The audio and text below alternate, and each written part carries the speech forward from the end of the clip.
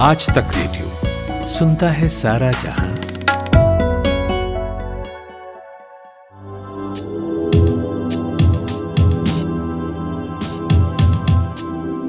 नमस्कार, ये है आज तक रेडियो का स्पेशल शो कोरोना कवरेज। मेरा नाम है खुशबू। इस स्पेशल पॉडकास्ट सीरीज में हम लाते हैं दुनिया भर की कोरोना से जुड़ी अपडेट्स। कहाँ क्या नई स्टडी हुई है, कहाँ कोरोना के मरीज घटे हैं, बढ़े हैं, इस बीमारी की रोकथाम के लिए दुनिया के किस कोने में क्या कोशिशें जारी हैं, ये सब कुछ आपको मिलेगा। बच्चों का वैक्सीनेशन कोई नई बात नहीं है। दुनिया भर में बच्चों को पोलियो, मीजल्स, डिप्थीरिया, रोटावायरस समेत कई दूसरी बीमारियों के वैक्सीन दिए जाते हैं। कई बीमारियों का वैक्सीनेशन तो बच्चों के पैदा होने के कुछ ही हफ्तों के बाद शुरू हो जाते हैं। फिर जब महामारी शुरू हुई, कोविड पैंडेमिक शुरू हुआ, तो ये भी सवाल उठा कि क्या कोविड-19 के लिए बच्चों को वैक्सीन दिया जाना चाहिए। बच्चों को वैक्सीन नहीं देने के पीछे एक तर्क ये दिया जा रहा था कि उन्हें इससे बहुत ज़्यादा फ़ायदा नहीं होगा। जैसे जैसे इंसान की उम्र बढ़ती है तो ये प्रतिरोधक क्षमता जो है वो कम होती चली जाती है, इसीलिए बड़े बच्चों को वैक्सीन दी जानी चाहिए। लेकिन जब केसेस बढ़े, बच्चे भी संक्रमित होने लगे, सीरो सर्वे में ये बातें आईं, तो फिर कई देशों में इसकी शुरुआत हुई। लेकिन अभी भी 18 साल से नीचे या 12 साल के नीचे को बच्चों को वैक्सीन नहीं लगाई जा रही है। भारत में ट्रायल्स हुए भी हैं इस साल, और जल्द ही उम्मीद है कि इस साल के अंत तक वैक्सीन शायद 12 साल के नीचे वाले बच्चों के लिए उपलब्ध हो जाए। लेकिन जितनी देरी हो रही है, तस्वीर दूसरी ही बदल रही है। देखिए, 40 से ज़्यादा देशों में 18 से कम उम्र की आबादी का वैक्सीनेशन शुरू हो चुका है। इसमें यूरोपीय देश सबसे आगे है, लेकिन ब्रिटेन इसमें पिछड़ गया है। यही वहाँ संक्रमण की नई लहर की वजह बनी। ब्रिटेन में रोज़ 40,000 से ज़्यादा मरीज मिल रहे हैं, जबकि यूरोप के अन्य देशों फ्रांस, जर्मनी, इटली, स्पेन आदि में संक्रमण कम है। इन देशों में बच्चों का वैक्सीनेशन बेशक ब्रिटेन के बाद शुरू हुआ, लेकिन रफ्तार तेज़ होने की वजह से ये ब्रिटेन से आगे निकल गए हैं। ब्रिटेन में सबसे चिंताजनक बात यह है कि नए मरीजों में 45% केस 19 साल से कम उम्र के मिल रहे हैं। राहत की बात यह है कि 80+ की आबादी सबसे कम संक्रमित हो रही है। इसकी वजह बूस्टर डोज माने जा रहे हैं। इसी के साथ अब ये भी बातें हो रही हैं कि बच्चों को वैक्सीनेशन ज़रूरी हो गया है, वो भी जितना जल्दी हो सके उतने जल्दी। तो सवाल ये कि ये आंकड़ा क्या वाकई एक ज़रूरत पैदा कर रहा है कि बच्चों को अब वैक्सीन ज़रूरी है।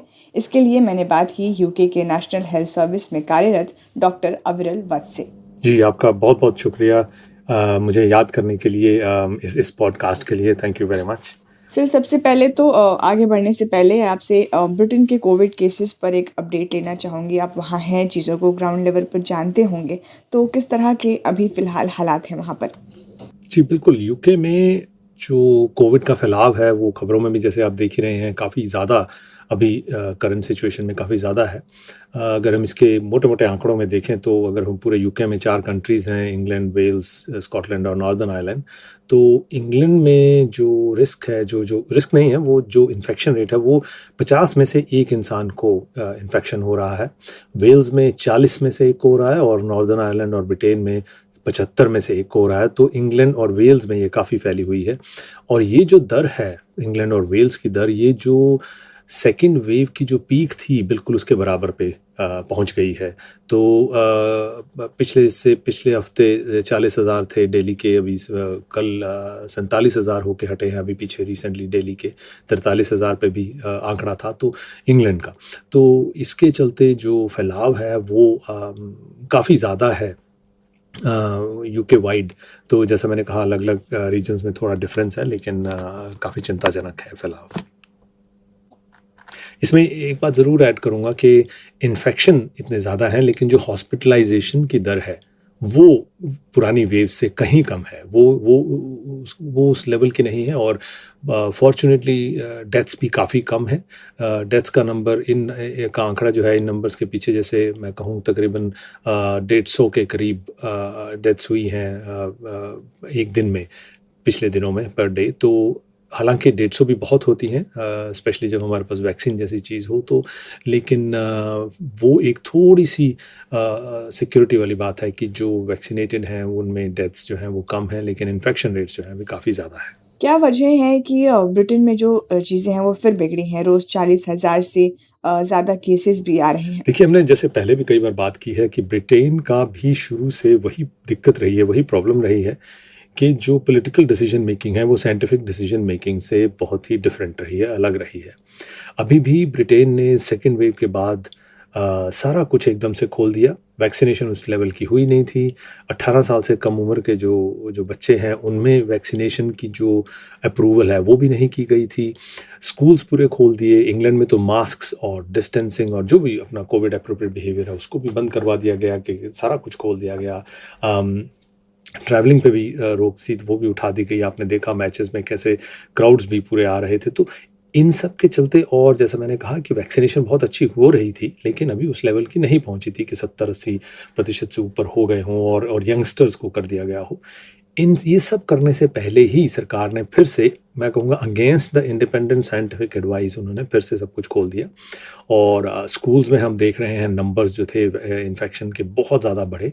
अभी भी वहाँ से जो है फैलाव बहुत ज़्यादा हो रहा है, लोगों में भी काफ़ी ज़्यादा फैलाव है। तो ये सबसे बड़ा कारण था, ये वाला जो इन्फेक्शन, हाई इन्फेक्शन वाली जो वेव हम देख रहे हैं। जैसा मैंने पहले कहा, हालांकि इसमें हॉस्पिटलाइजेशंस और डेथ्स कम हैं लेकिन फिर भी एनएचएस पे काफ़ी बोझ पड़ रहा है, क्योंकि हॉस्पिटलाइजेशन हो जाती है लेकिन सीरियसनेस उस लेवल की नहीं हो रही है। लेकिन फिर भी आईसीयूज़ भर रहे हैं, और स्पेशली जो अनवैक्सीनेटेड हैं और वो लोग जिनमें कोमॉर्बिडिटीज़ ज़्यादा हैं उनमें रिस्क काफ़ी ज़्यादा अभी भी बना हुआ है। तो अगेन मैं कहूँगा कि जो मेन कारण था इसमें यही था कि जब ये डेल्टा वेरिएंट आया उसके बाद बजाय हम इसको फिर से सख्ती से फिज़िकल मूवमेंट्स को रोक कर इसको हम कर्व डाउन करते और साथ में वैक्सीनेशन का नंबर बहुत ज़्यादा बढ़ाते और अंडर 18 को भी करते, ये सब करने की बजाय सरकार ने एक साइड तो बच्चों में वैक्सीनेशन को अप्रूवल की जो स्पीड थी उसको नहीं बढ़ाया और वो बहुत लेट की गई अप्रूवल, जबकि अमेरिका में और बाकी देशों में बहुत पहले से करके उन्होंने शुरू कर दी थी। और दूसरा कि जो रिस्ट्रिक्शंस थी वो एकदम से बिना वैक्सीनेशन के पूरा कवरेज हुए वो हटा दी गई। तो ये दो मेन कारण थे मेरे हिसाब से, कि जो अब हम ये इतने बड़े हुए नंबर जो हैं इन्फेक्शन के, जो बड़े हुए नंबर्स हैं वो देख रहे हैं। जी डॉक्टर, ऐसा माना जा रहा है कि ब्रिटेन में जो नई लहर है और तेज़ी से बढ़ते संक्रमण की एक वजह जो है बच्चों में वैक्सीनेशन जो है वो धीमी होना है। तो इस पर आप क्या सोचते हैं? जी बिल्कुल, आपने सही कहा कि जो बच्चों में वैक्सीनेशन की जो दर है वो बहुत कम थी, और वो उसका मेन कारण ये भी था कि जो वैक्सीनेशन की अप्रूवल थी वो बहुत लेट दी गई, बहुत ज़्यादा प्रेशर के बाद दी गई। पहले तो कहते रहे कि इसका कोई एविडेंस ही नहीं है कि बच्चों में बेनिफिशियल होगी, कि जो रिस्क्स हैं वो शायद वो ठीक तरह से कवर नहीं हो रहे हैं, तो बच्चों में ये ज़्यादा सीरियस बीमारी नहीं कर रही है। तो ऐसे करके जो ऑफिशियल लैंग्वेज आती थी वो, हालांकि साइंटिस्ट को बहुत, इंडिपेंडेंट साइंटिस्ट जो हैं, नॉन गवर्नमेंटल जो इंडिपेंडेंट साइंटिस्ट हैं, उनको बहुत हैरानी होती थी कि ये कैसे आप कह सकते हैं कि कोविड का बच्चों पे बुरा असर नहीं होगा। इन द लॉन्ग रन इसके क्या असर होंगे हमें अभी नहीं मालूम है, और लॉन्ग कोविड बच्चों में भी पाया जा रहा है। तो वो मेन कारण था कि बच्चों में बहुत देरी से वैक्सीनेशन को अप्रूवल दिया गया, और उसके चलते जो एक तरह का माहौल बन गया कि हमने शायद कोविड पे हमने फतह पा ली है। और ये पहली बार मिस्टेक नहीं है, बहुत कंट्रीज़ ने बहुत बार ये मिस्टेक की है। तो ये फिर से दोबारा से बोरिस जॉनसन जो हैं प्राइम मिनिस्टर यहाँ के, उन्होंने फिर से वही मिस्टेक की, और जो डिसीजन लिए गए वो यही थे कि सब कुछ खोल दिया जाए, और बच्चों में जो वैक्सीनेशन है वो बहुत लेट पिकअप की गई। और अभी भी जो है हम बाकी जो यूरोपियन देश हैं उनसे हम काफ़ी पिछड़े हुए हैं, और उसी का खमियाजा ये है कि जो इन्फेक्शन है यूके में बहुत ज़्यादा फैला हुआ है।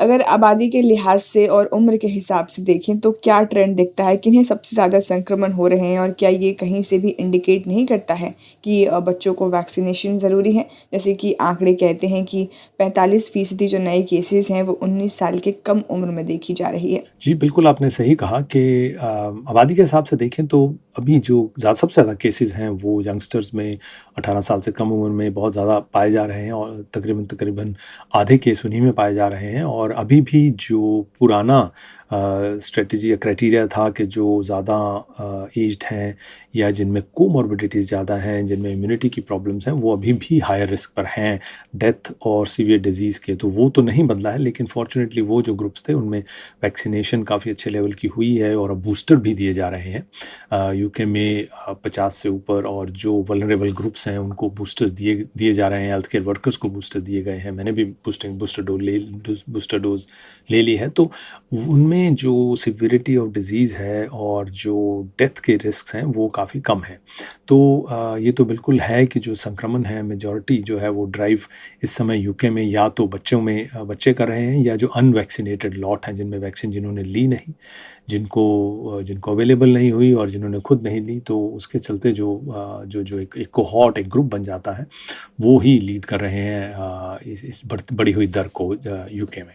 जैसे भारत में भी बच्चों का वैक्सीनेशन के लिए ज़ाइकोव डी मंजूर है। कोवैक्सीन को अप्रूवल मिलना बाकी है, लेकिन अभी तक जो है लगने की तारीख तय नहीं हो पाई है।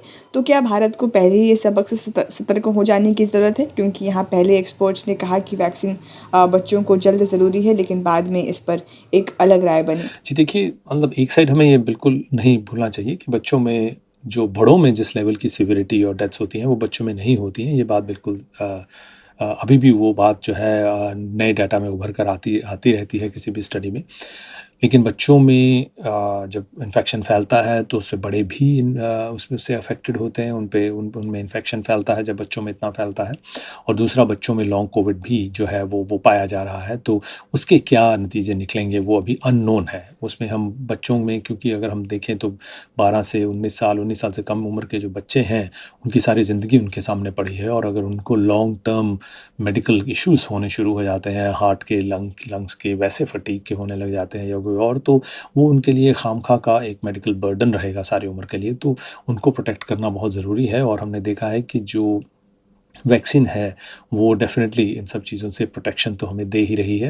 हालाँकि 100% प्रोटेक्शन ना भी हो, फिर भी काफ़ी हद तक हमें प्रोटेक्शन देती है। तो बच्चों में वैक्सीन लगाना काफ़ी ज़रूरी हो गया है। और इंडिया की सिचुएशन थोड़ी-सी डिफरेंट ये है कि बच्चों से ज़्यादा जो वल्नरेबल ग्रुप्स हैं वो एक्चुअली अभी भी अनवैक्सीनेटेड हैं इंडिया में, क्योंकि अगर जब तक हम 2 डोज़ नहीं दे देते तब तक लोग बहुत ही ज़्यादा वल्नरेबल रहेंगे। और 2 डोज़ अभी जो हमने लास्ट डेटा देखा था वो 20 या 25% के करीब ही लोगों को मिली थी। तो अभी वो जो ग्रुप्स हैं उनको सबसे पहले डेफ़िनेटली कवर कर लेना चाहिए। बच्चों में हमें उस लेवल का जो है वैक्सीनेशन की अभी उनसे पहले की ज़रूरत नहीं पड़ेगी। लेकिन हाँ, अगर हम साइमल्टेनियसली कर सकते हैं तो डेफ़िनेटली बच्चों को भी हमें साथ-साथ वैक्सीनेट करते रहना चाहिए, क्योंकि जैसा आपने सही कहा कि जो ये पैंडेमिक है, इससे हम बाहर निकलने का रास्ता जब तक हम बच्चों को भी और बड़ों को भी 2 डोज़ेज़ से ज़्यादा 2 डोज़ेज़ कम से कम नहीं दे रहे, तब तक हम इस पैंडेमिक से बाहर जल्दी से निकलने का रास्ता हमें शायद नहीं मिलेगा। क्योंकि जैसा हम हर बार कहते हैं कि नए-नए स्ट्रेन्स जो हैं वो उभरते रहेंगे, उभरते रहे हैं, और I will not be very surprised अगर नया स्ट्रेन कभी अभी नया आता है, और नए स्ट्रेन्स की बातें भी हो रही हैं जिन पे नज़र रखी जा रही है। तो और कीपिंग ऑल दिस टुगेदर बच्चों को भी हमें वैक्सीनेट साथ के साथ करते रहना चाहिए। अच्छा डॉक्टर, ये बात भी चल रही है कि बच्चों को वैक्सीन ज़रूरी है, और ये भी कि बच्चों का वैक्सीन ही पैंडेमिक से बाहर निकलने का एक रास्ता है। वैक्सीन डिप्लॉयमेंट मिनिस्टर का एक ऐसा कहना है। तो क्या बाकी देशों में जो ये आंकड़े आ रहे हैं वो इस बात को सपोर्ट कर रहे हैं? जी बिल्कुल, जो अगर हम बाकी के यूरोपियन देशों के आंकड़े देखें तो स्पेन, फ्रांस, पोर्चुगल, इटली, इन सब जगहों पर जहाँ पे बच्चों में जो वैक्सीनेशन है उनकी उसकी दर काफ़ी ज़्यादा है यूके के हिसाब से, इंग्लैंड के हिसाब से, वहाँ पे इन्फेक्शन जो हैं वो इस लेवल के फैल नहीं रहे हैं। और अभी बहुत ही हैरानी की बात लगती है मुझे, स्पेशली यूके में बैठकर, जहाँ से वैक्सीनेशन इतनी अच्छी शुरू हुई थी, कि अब इस समय पे ब्रिटेन की जो इन्फेक्शन की दर है वो यूरोप में सबसे ज़्यादा है। इसका मेन कारण यही है कि जो बच्चों में वैक्सीनेशन नहीं हुई, तो उसके चलते अभी जो फैलाव है, ये वाली वेव का डेल्टा वेरिएंट का जो फैलाव है वो बहुत तेज़ी से हुआ और अभी भी चल रहा है। तो बिल्कुल जो आंकड़े हम देख रहे हैं बाकी देशों से, बाकी यूरोपियन देशों से, अगर जब हम कंपेयर करते हैं तो डेफिनेटली उससे काफ़ी इंडिकेशन ये मिलती है कि बच्चों में वैक्सीनेशन करना बहुत ज़रूरी है इस पैंडेमिक से हमें बाहर निकलने के लिए। और जो जैसे हम यूके में इतना पिछड़ गए हैं, तो उसके खमियाजे जो हैं वो पूरी जो पॉपुलेशन है उसी को भुगतने पड़ते हैं, क्योंकि जब तक ये वायरस हमारी कम्युनिटी में फैलती रहेगी और ये नए-नए वेरिएंट्स इसके आते रहेंगे, और जो नए वल्नरेबल लोग हैं वो, क्योंकि वो हमेशा रहेंगे, उन पे ये अटैक करती रहेगी। तो उस चीज़ को बंद करने का एक ही तरीका है कि हम टाइमली और 70, 80, 90% जो लोग हैं उनमें डबल डोज़ वैक्सीनेशन कर दें और जिनको बूस्टर की ज़रूरत है उनमें बूस्टर दे दी जाए। तो तभी हम इस पैंडेमिक से जल्द निकल सकते हैं।